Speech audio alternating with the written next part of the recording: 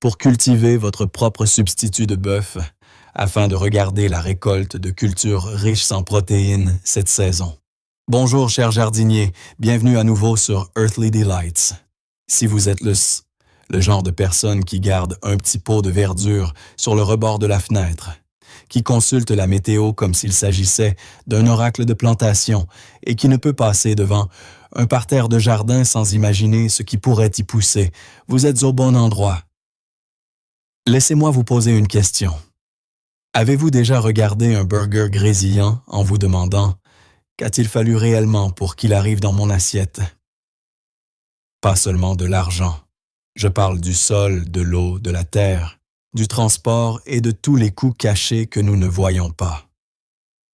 On nous a dit que la solution moderne est la viande végétale. Et oui, certains de ces produits atteignent les mêmes taux de protéines, mais ils ont souvent un prix différent. Une transformation lourde, de longues listes d'ingrédients et une facture d'épicerie qui peut sembler un peu irréelle. Alors, voici le rebondissement que je veux que vous reteniez. Et si votre meilleur substitut de bœuf n'était pas du tout fabriqué en usine?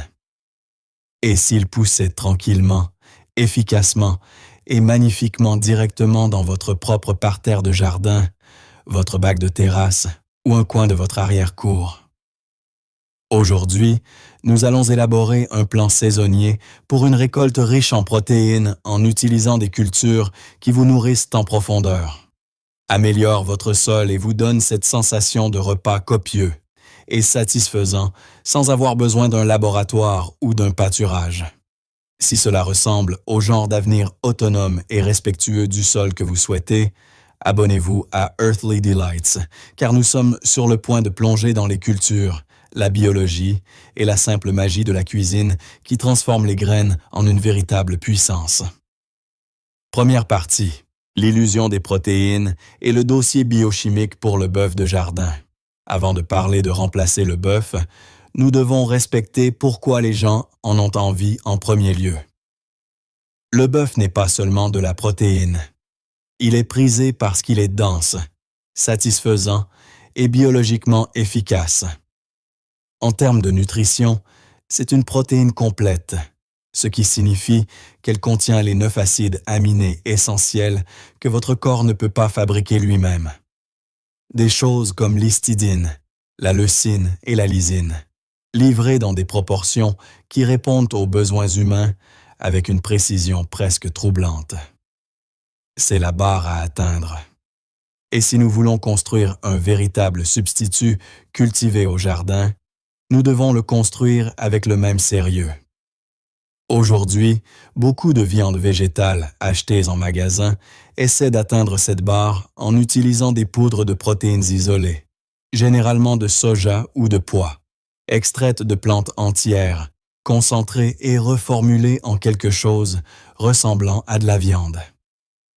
Mais voici la partie que la plupart des étiquettes n'expliquent pas.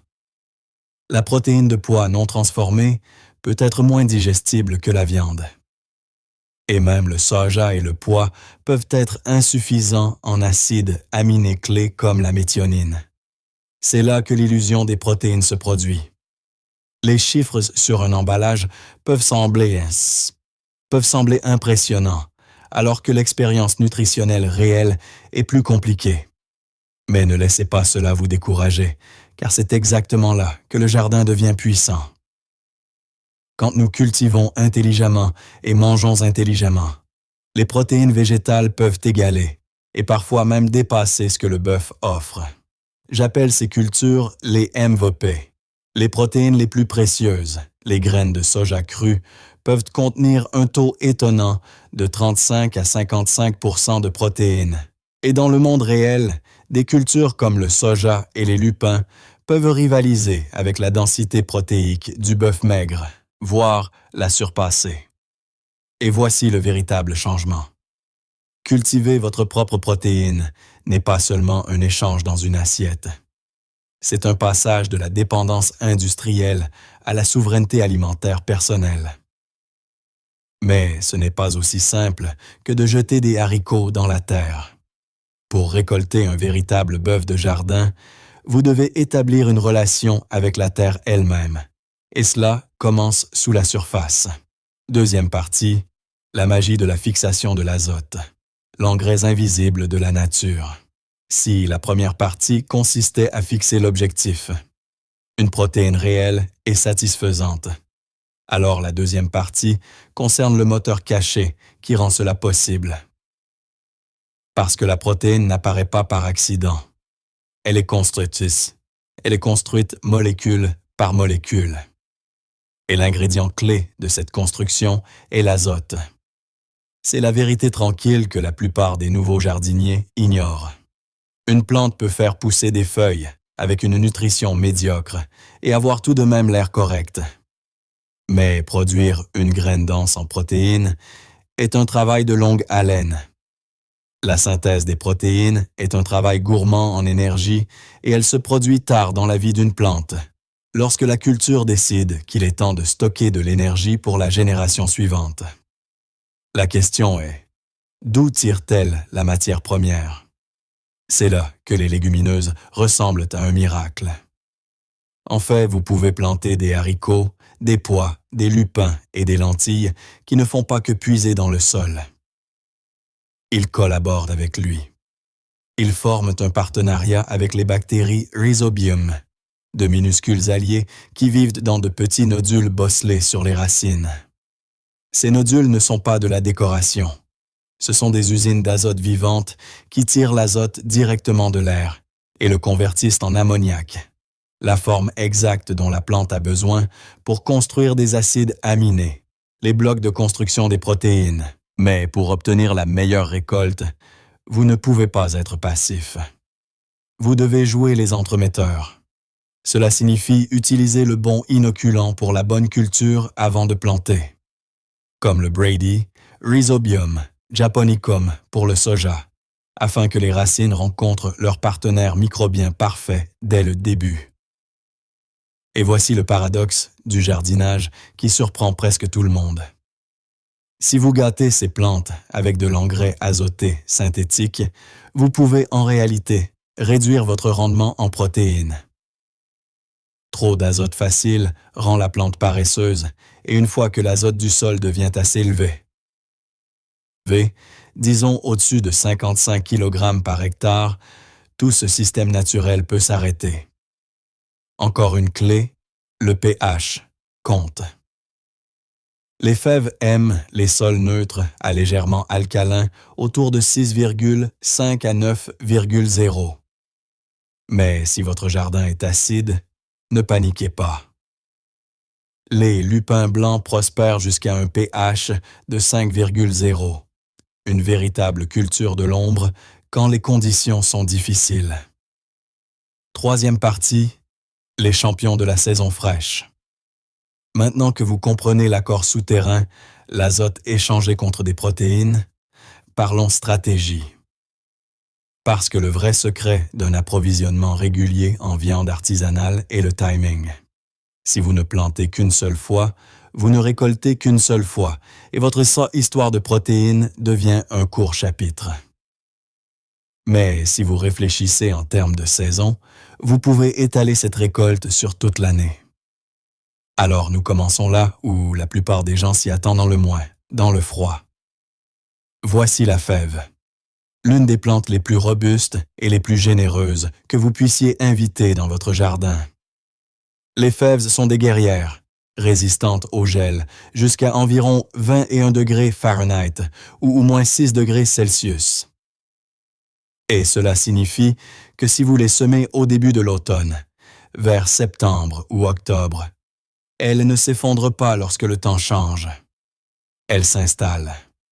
Elles passent les hivers sous forme de petites plantes déterminées, fixant discrètement l'azote dans votre sol pendant les mois sombres où tout le reste semble endormi.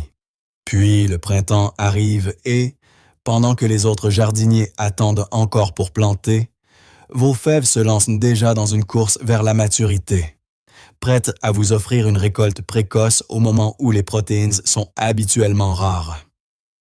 Et juste à côté d'elles, dans la sélection de la saison fraîche, se trouve une culture aux racines anciennes et à la puissance moderne. Le pois chiche. Les pois chiches sont cultivés au Moyen-Orient depuis plus de 7000 ans, et ils étaient autrefois si précieux qu'ils servaient de monnaie d'échange. Cette histoire prend tout son sens lorsque vous les cultivez vous-même.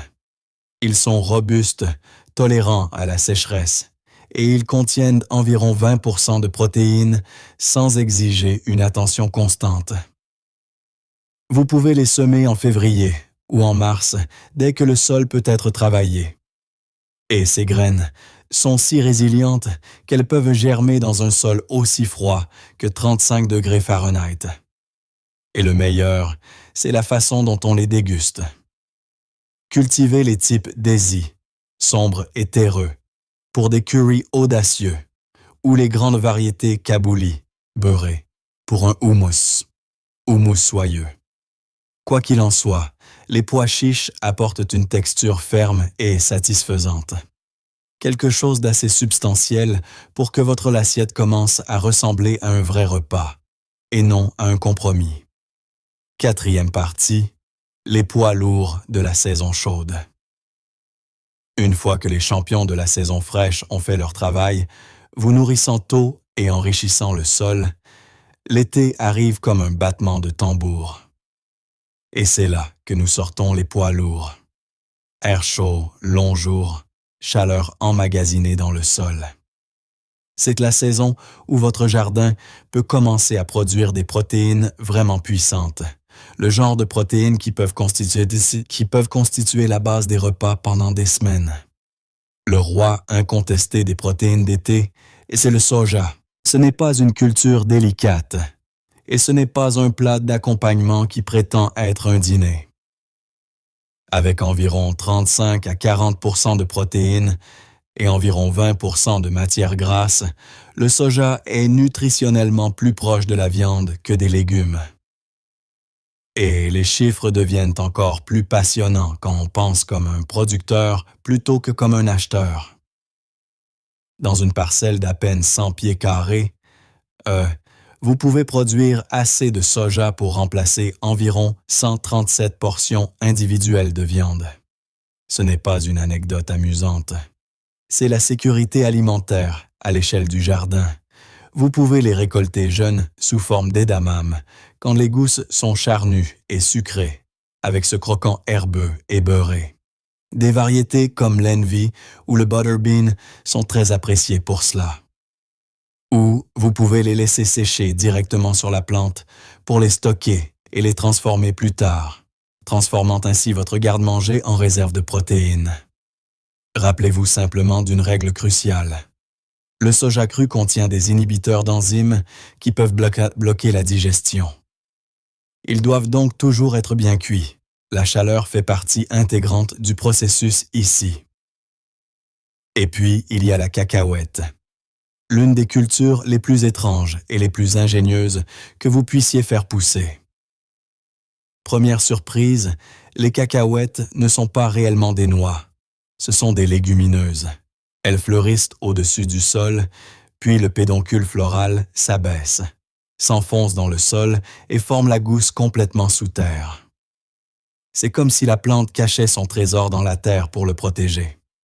À l'abri des intempéries, mieux protégée des nuisibles et mise à l'écart jusqu'à ce que vous soyez prêt à récolter.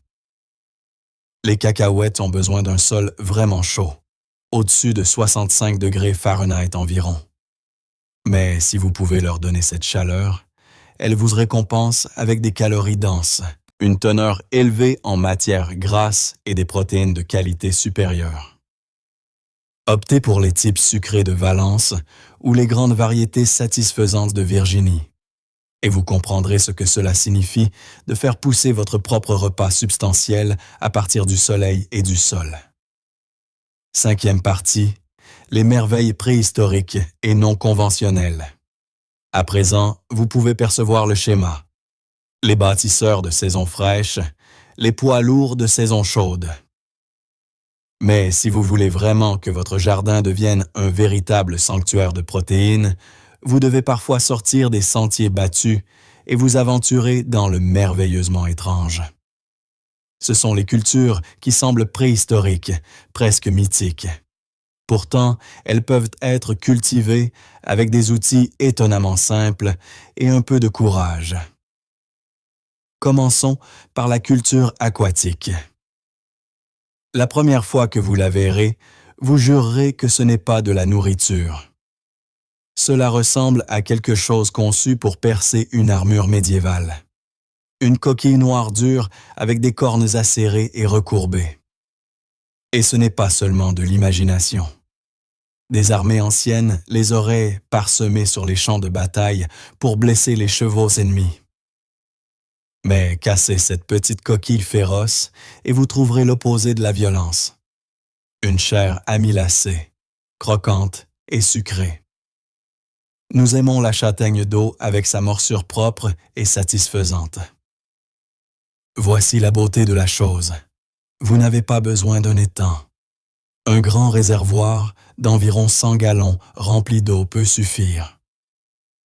Donnez à la plante du soleil et du temps, et en environ 100 jours, elle peut vous récompenser avec des dizaines de ces étranges noix à pointe par plante. Une note importante cependant, c'est une plante que vous devez traiter de manière responsable.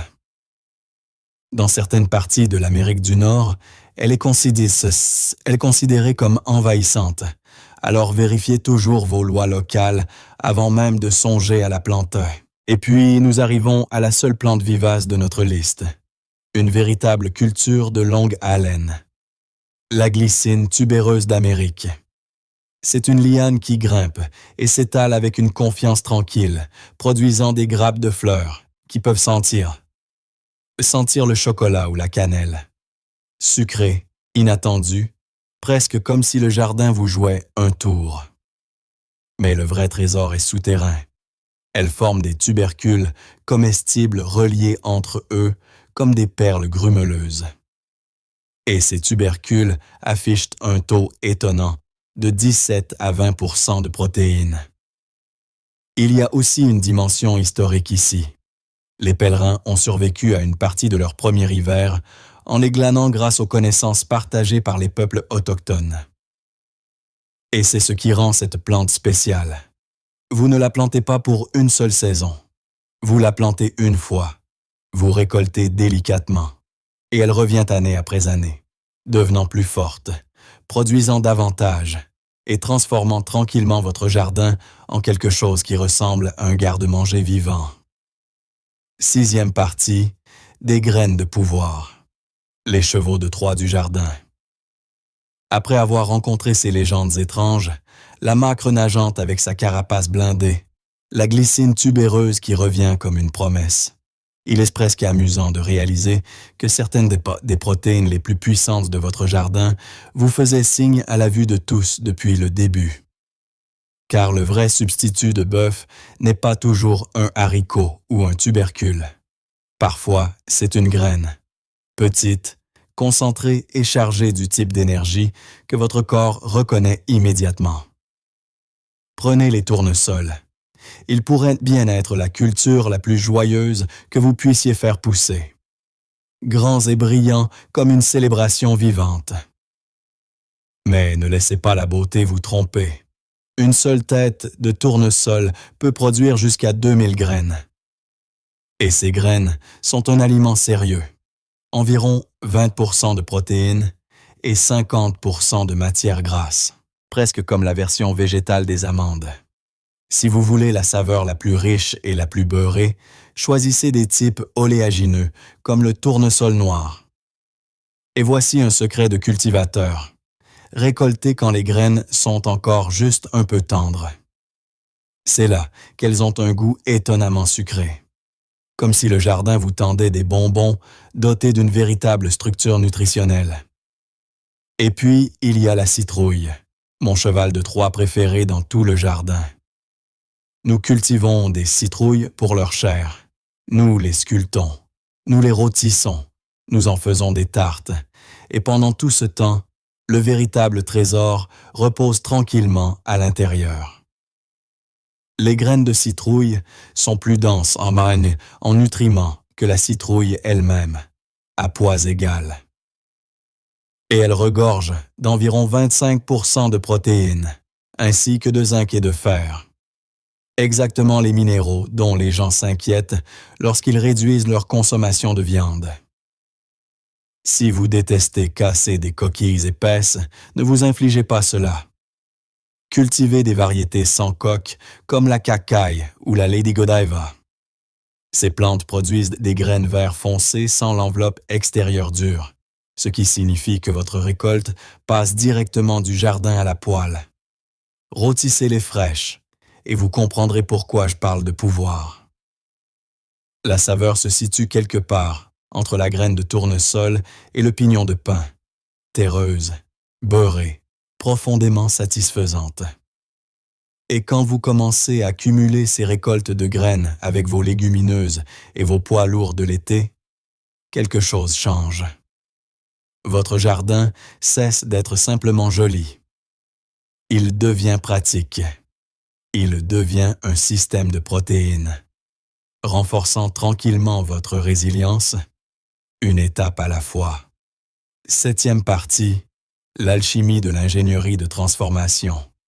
De la viande dans votre cuisine.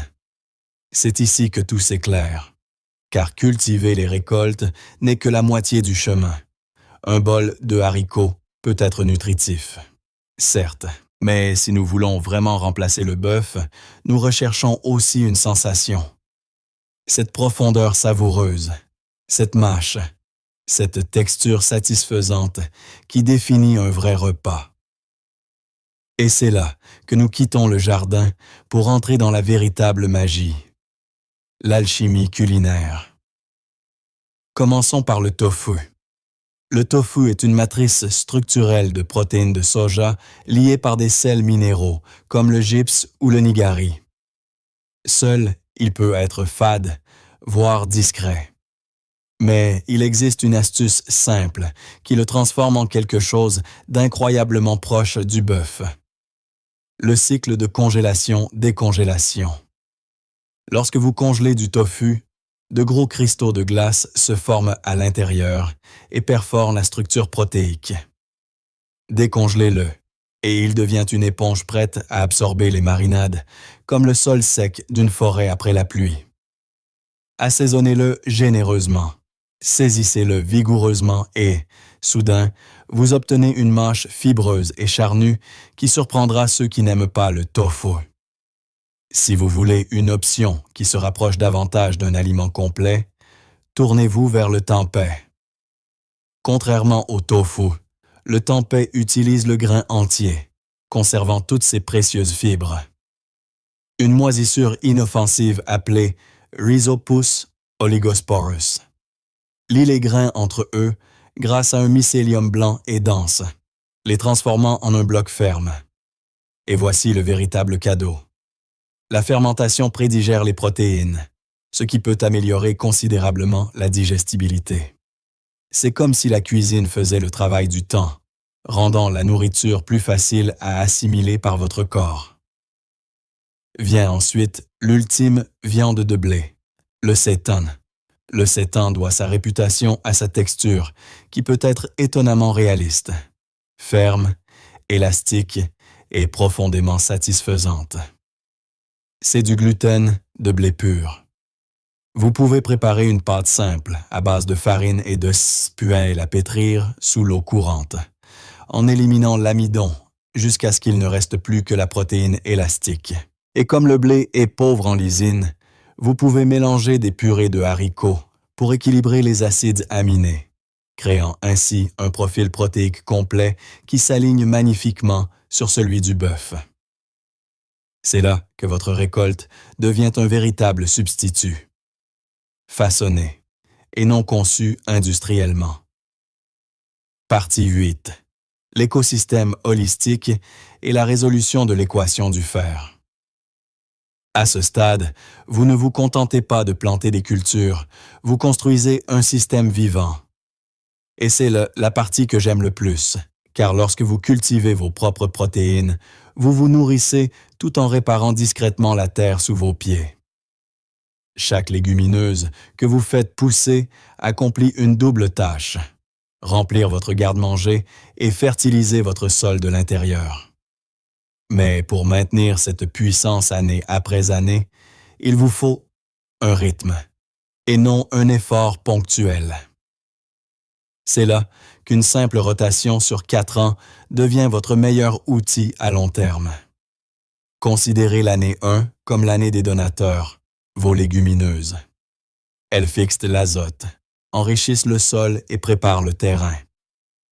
L'année 2 appartient aux plantes gourmandes, des végétaux comme le brocoli qui exigent un sol riche et vous récompense par une nutrition dense. L'année 3 est celle des consommateurs diversifiés, comme les tomates, qui s'épanouissent dans un sol équilibré et maintiennent leur diversité de votre jardin. Et l'année 4 est celle du repos. Des cultures de racines qui brisent le compactage, ouvrent des voies pour l'eau et l'air et réinitialisent la planche pour que le cycle recommence. Protégez cet écosystème avec des méthodes douces et efficaces. L'huile de neem peut perturber les hormones des nuisibles et les herbes compagnes aromatiques peuvent désorienter et décourager les prédateurs tout en attirant les insectes auxiliaires. Quand vous voyez des coccinelles ramper sur vos plantes, ce n'est pas un magnon, c'est le système qui fonctionne. Mais pour remplacer véritablement le bœuf, nous avons un dernier obstacle biologique à franchir. Le fer. Le bœuf contient du fer héminique et notre corps l'absorbe facilement. Les plantes fournissent du fer non héminique, qui est moins biodisponible, et les légumineuses contiennent également de l'acide phytique, un antinutriment qui peut lier les minéraux et bloquer l'absorption. Alors nous n'ignorons pas le problème. Ne vous inquiétez pas. Nous le résolvons grâce à la science culinaire. Le trempage et la germination des haricots activent des enzymes qui aident à décomposer l'acide phytique. Et vient ensuite l'arme secrète, la vitamine C. Associez des lentilles ou du soja riche sans fer à des poivrons frais, un filet d'agrumes ou des tomates. Et les preuves cliniques montrent que vous pouvez multiplier l'absorption du fer par 3 à 6 fois. C'est ainsi que vous élevez vos protéines cultivées au jardin, de ces plutôt saines, à véritablement puissantes, assez fortes pour soutenir la vraie vie, la vraie énergie et les vraies exigences. Nous avons commencé ce voyage avec une image simple, un burger, et une question qui change tout discrètement. Qu'a-t-il fallu pour mettre cela dans une assiette? Pas seulement le prix affiché, mais la terre, l'eau les émissions, les compromis invisibles. Et aujourd'hui, après avoir exploré les semences, les saisons, la biologie du sol et la transformation culinaire, nous avons découvert une vérité qui semble presque trop porteuse d'espoir pour être réelle. Le chemin vers un avenir durable et riche en protéines n'est pas verrouillé dans une usine, ni caché dans un laboratoire. Il est enfoui dans la terre vivante, juste devant notre porte. Lorsque vous choisissez les bonnes cultures clés, lorsque vous vous associez aux bactéries du sol qui captent de l'azote de l'air, et lorsque vous utilisez une alchimie culinaire simple et ancestrale pour améliorer la digestibilité et libérer des minéraux comme le fer, vous ne vous contentez pas de manger moins de viande. Vous construisez quelque chose de plus solide. En bâtissant votre souveraineté protéique, cette capacité à vous nourrir avec intention, savoir-faire et indépendance, vous n'avez plus à compter sur l'agriculture industrielle pour réfléchir à votre place. Vous n'avez pas à vous satisfaire de substituts ultra transformés qui semblent déconnectés de la nature. Vous possédez les connaissances, vous avez les graines, et vous avez le pouvoir de cultiver des calories, des protéines et de la résilience là même où vous cultivez la beauté. Alors, laissez-moi vous demander, êtes-vous prêt à repenser ce que vous plantez? Êtes-vous prêt à récolter votre propre puissance? Merci d'être ici avec moi sur Earthly Delights. Si cela vous a inspiré, abonnez-vous, aimez la vidéo et dites-moi dans les commentaires quelle culture riche en protéines zen vous plantez cette saison. Jusqu'à la prochaine fois, gardez vos mains sales et votre esprit.